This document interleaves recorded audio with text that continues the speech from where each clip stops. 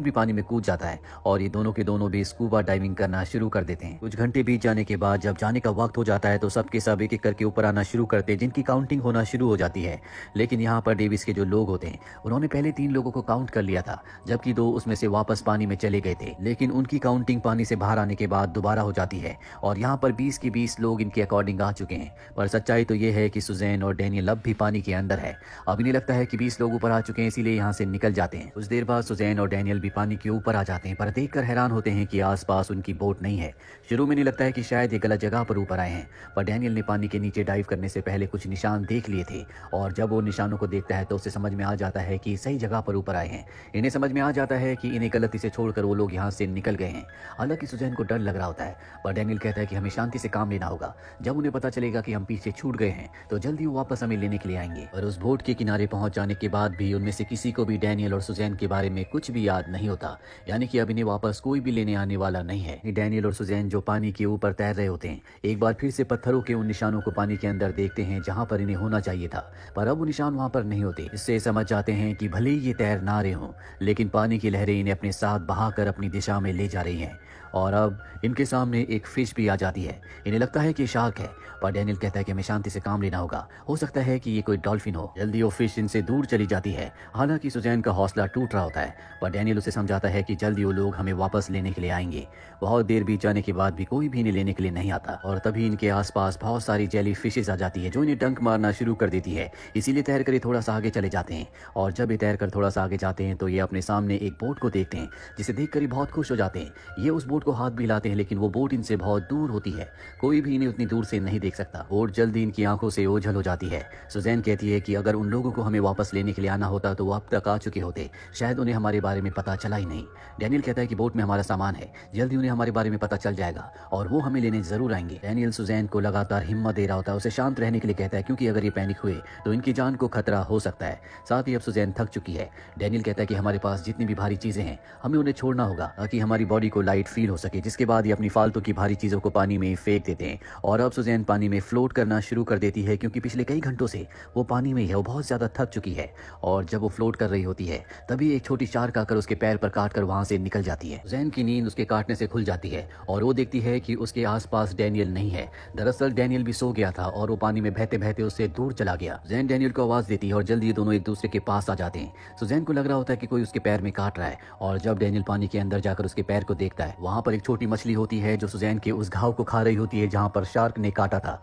ये बात इनके लिए बहुत ही खतरनाक है, क्योंकि शार्क मछलियां ब्लड की तरफ घाव की तरफ अट्रैक्ट होती है, इसीलिए इन्हें इस घाव को किसी भी तरह से किसी चीज से बांधना होगा। और तभी यहाँ पर एक शार्क इनके पास से गुजर जाती है, जिससे इन्हें एहसास होता है कि खतरे के कितने पास हैं। डैनियल को भी अब बहुत गुस्सा आता है क्योंकि वो लोग इन्हें छोड़कर चले गए। वो जोर जोर से चिल्लाना शुरू कर देता है।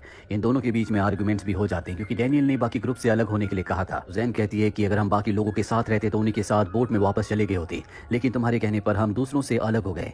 और अब ये बात सुनकर डैनियल को भी गुस्सा आता है। डैनियल कहता है कि अगर तुम अपने काम में इतनी बिजी ना होती तो हमें इन वेकेशंस को प्लान करने की कोई जरूरत ना पड़ती, हम दोनों के दोनों अपने घर पर ही होते। और अब ये दोनों एक दूसरे से नाराज हो चुके हैं, पर जल्दी एक दूसरे के करीब आ जाते हैं, क्योंकि इस विशाल समंदर में ये दोनों ही एक दूसरे का सहारा है। और तभी ये देखते हैं कि एक बहुत बड़ा शिप इनसे कुछ ही दूरी पर है। ये उस शिप को इशारा करते हैं, आवाजें लगाते हैं, पर वो इतनी दूर से इन्हें नहीं देख सकते, ना इनकी आवाजों को सुन सकते हैं, इसीलिए तैर कर उस तरफ जाने लगते हैं। और जल्दी इन्हें समझ में आ जाता है कि जो शिप इन्हें अपने से पास लग रहा होता है दरअसल वो इनसे बहुत दूर है, ये जाकर भी उस तक नहीं पहुंच सकते। वो शिप भी इनकी आंखों से ओझल हो जाता है। एक बार फिर इन दोनों की उम्मीद टूट जाती है। इन्हें एक और शिप दिखता है, लेकिन अब ये समझ चुके हैं कि इतनी दूर से ना तो कोई इन्हें देख सकता है और ना ही सुन सकता है।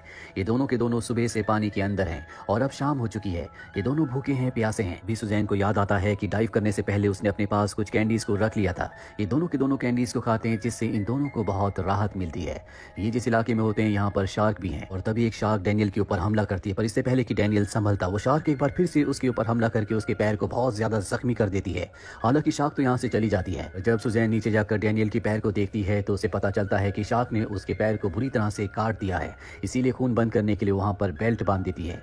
और अब कई घंटे बीत जाते हैं, रात हो चुकी है, साथ ही यहाँ पर मौसम भी खराब होना शुरू हो जाता है, इससे इनकी परेशानियां और भी बढ़ जाती है। डैनियल का पैर भी अब सुन्न होना शुरू हो गया है। शार्क एक बार फिर से इनके आसपास आकर इनके ऊपर हमला करने की कोशिश करती है। अंधेरे में इन्हें कुछ भी नहीं दिख रहा होता, बस ये पूरी रात रोते और चिल्लाते रहते हैं। अगली सुबह हमें डेविस को दिखाया जाता है। जब वो अपनी बोट पर जाता है तो वहां पर उसे सुजैन का और डैनियल का सामान मिलता है, इसमें उनके आईडी कार्ड्स भी होते हैं। डेविस को याद आता है कि ये कपल इनके साथ गया तो था पर वापस नहीं आया। वो इस बात की इन्फॉर्मेशन रेस्क्यू टीम को देता है और सुबह 8:55 पर एक प्लेन, एक हेलीकॉप्टर और बहुत सारी बोट्स इन्हें ढूंढने के लिए भेजी जाती है।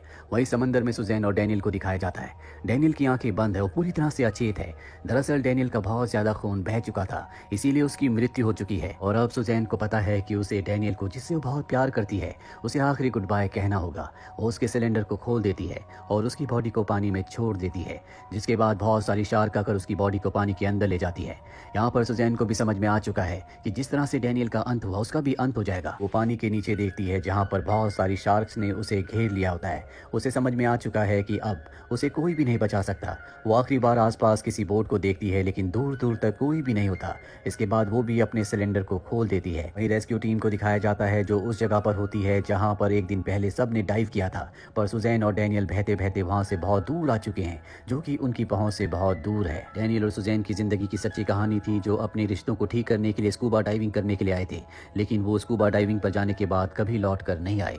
इस कहानी के अंत में एक शार्क को दिखाया जाता है जिसे अभी अभी फिशरमैन ने पकड़ा होता है और उसके पेट के अंदर से एक कैमरा निकलता है और ये कैमरा और किसी का नहीं बल्कि सुजैन और डैनियल का होता है। इसी के साथ सुजैन और डैनियल की जिंदगी की सच्ची दर्द भरी कहानी यहीं पर खत्म हो जाती है। उम्मीद करते हैं कि इस कहानी से आपने कुछ न कुछ जरूर सीखा होगा।